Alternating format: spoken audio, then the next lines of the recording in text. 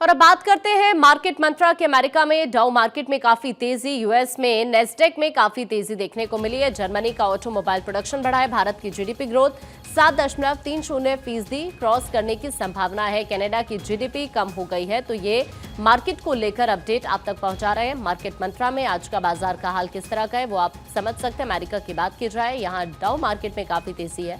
US में Nasdaq में काफी तेजी। जर्मनी का ऑटोमोबाइल प्रोडक्शन बढ़ गया है। भारत की जीडीपी ग्रोथ 7.30% क्रॉस करने की संभावना जाहिर की जा रही है।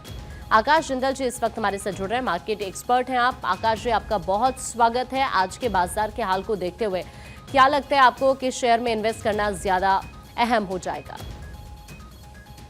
आकांक्षा जी, देखिए, मैं स्पेसिफिक व्यू तो देता नहीं हूं, लेकिन इकोनॉमी हिंदुस्तान की बहुत बहुत मजबूत चल रही है।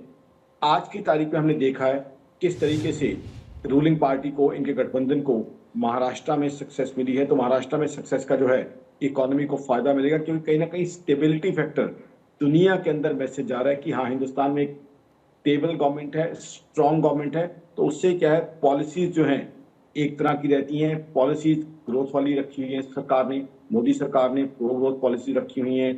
ऐसी पॉलिसी रखी हुई है जो एम्प्लॉयमेंट अपॉर्चुनिटीज को बढ़ाती हैं, टैक्स कलेक्शन को बढ़ाती हैं, इकोनॉमी स्ट्रांग करती है। क्योंकि इसी सरकार के ड्यूरिंग 5th लार्जेस्ट इकोनॉमी बने हैं। इसी सरकार के ड्यूरिंग हम दुनिया की बड़ी इकोनॉमी में से फास्टेस्ट ग्रोइंग इकोनॉमी बने हैं। और दुनिया देख रही है एक एग्जाम्पल, एक तरफ हिंदुस्तान जो स्टेबिलिटी दिखा रहा है, स्टेबिलिटी इन पॉलिसी दिखा रहा है, दूसरी तरफ पाकिस्तान जहां पे क्या अफरा तफरी मची हुई है सारी दुनिया देख रही है। तो इसलिए इन्वेस्टमेंट का, ग्लोबल मनी का, ग्लोबल मनी चाहे फॉरेन डायरेक्ट इन्वेस्टमेंट आए, चाहे फॉरेन पोर्टफोलियो इन्वेस्टमेंट आए, उसके लिए हिंदुस्तान एक बहुत इंपॉर्टेंट डेस्टिनेशन के रूप में सामने आ रहा है। और सबसे बड़ी बात, चाइना ने एक बहुत बड़ा पैकेज अपनी इकोनॉमी में डाला लिक्विडिटी का, उसके बावजूद उनकी इकोनॉमी नहीं चल पाई, जबकि हिंदुस्तान की इकोनॉमी को किसी लिक्विडिटी पैकेज की रिक्वायरमेंट नहीं। यहां सरकार का जो पॉजिटिव अप्रोच है, इकोनॉमी में जो ग्रोथ है अपने आप आ रही है, लोगों की इनकम बढ़ रही है, जो गवर्नमेंट की पॉलिसीज है वो कहीं ना कहीं प्ले आउट कर रही हैं, और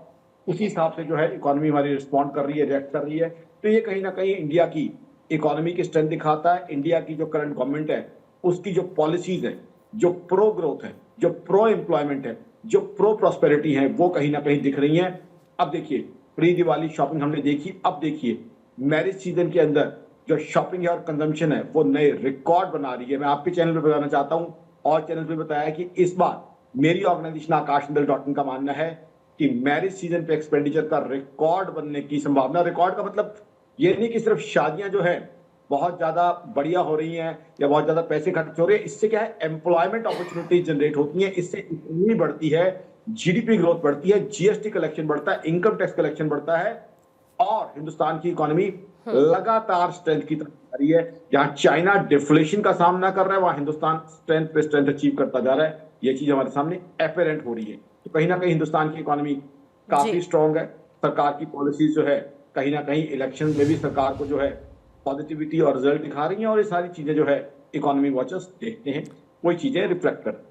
बिल्कुल, तो इस तरह से आज के बाजार को लेकर अपडेट हम जान रहे थे। बहुत शुक्रिया आकाश जी आपका।